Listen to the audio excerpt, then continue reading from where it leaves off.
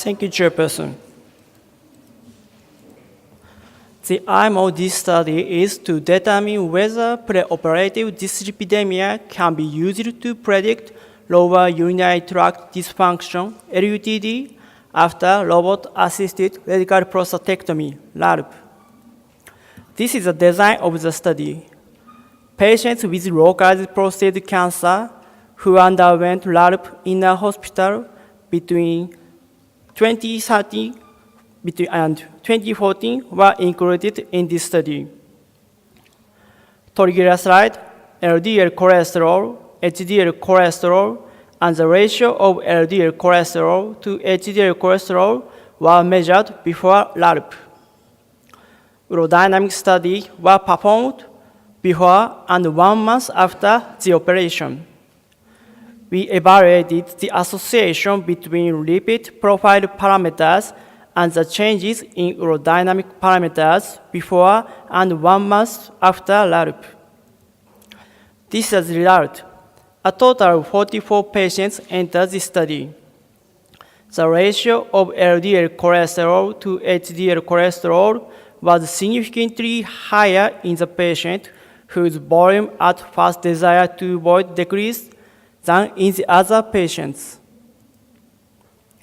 The ratio of LDL cholesterol to HDL cholesterol tended to be higher in the patients whose volume at strong desire to void was decreased as compared with the other patients.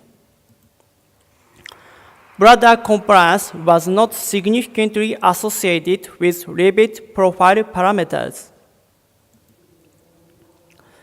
The HDL cholesterol was significantly lower, and the ratio of LDL cholesterol to HDL cholesterol was significantly higher in the patients whose bladder contraction was reduced. ROC curve of the ratio of LDL cholesterol to HDL cholesterol for decreased volume at first desire to void and reduced bladder contraction show cutoff value of 2.1 and 1.7.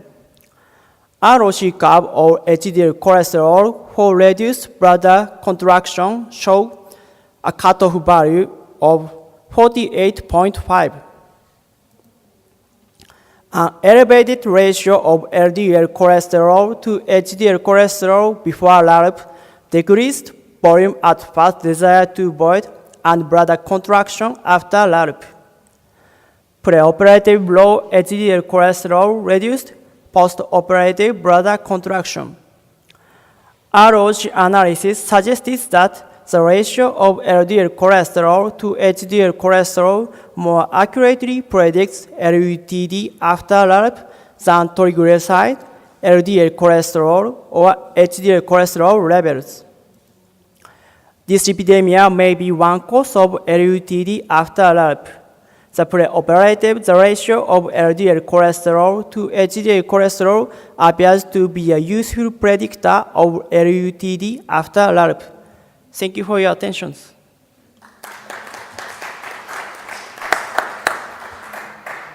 Can I just ask, what on earth was it that drew you to using this ratio in this situation? To me, it's a very unlikely thing to measure.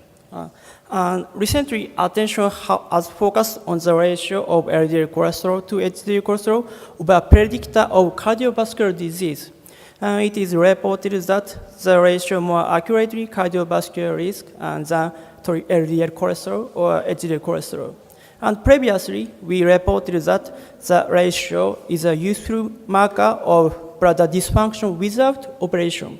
So this time, I use this ratio. In dyslipidemia, it is important to evaluate both high LDL cholesterol and low HDL cholesterol. If we use this ratio, we can evaluate both. Okay. The cardiologists increasingly seem to even argue amongst themselves over whether this is actually important or not, and it is a surrogate marker for cardiovascular disease. So it's just the same question. It seems an odd one to measure. Any questions from the floor?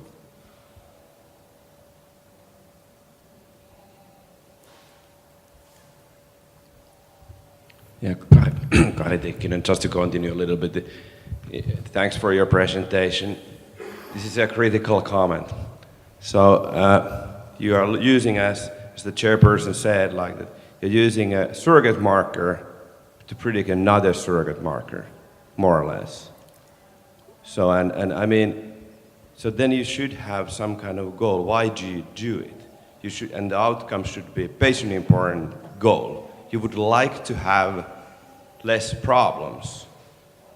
And so if your idea is to have less problems, then you should ask from the patients, do you have urinary symptom problems? But now you use like a urodynamic, you look at the surrogate of the cardiovascular disease to the surrogate of the urinary symptoms.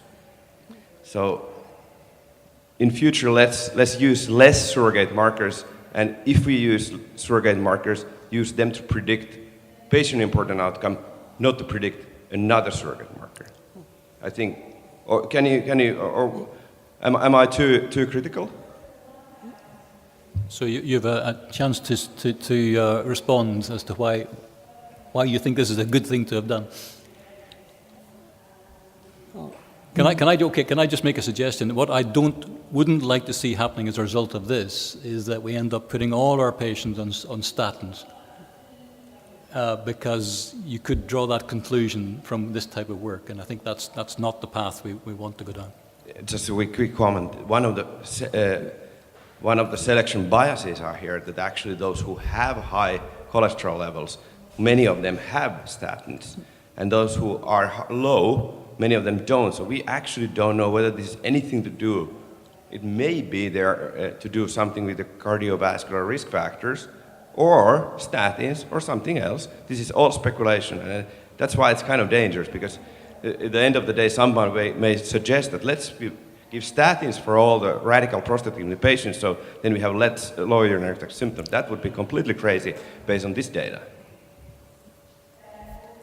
Okay, thank you very much. Thank you.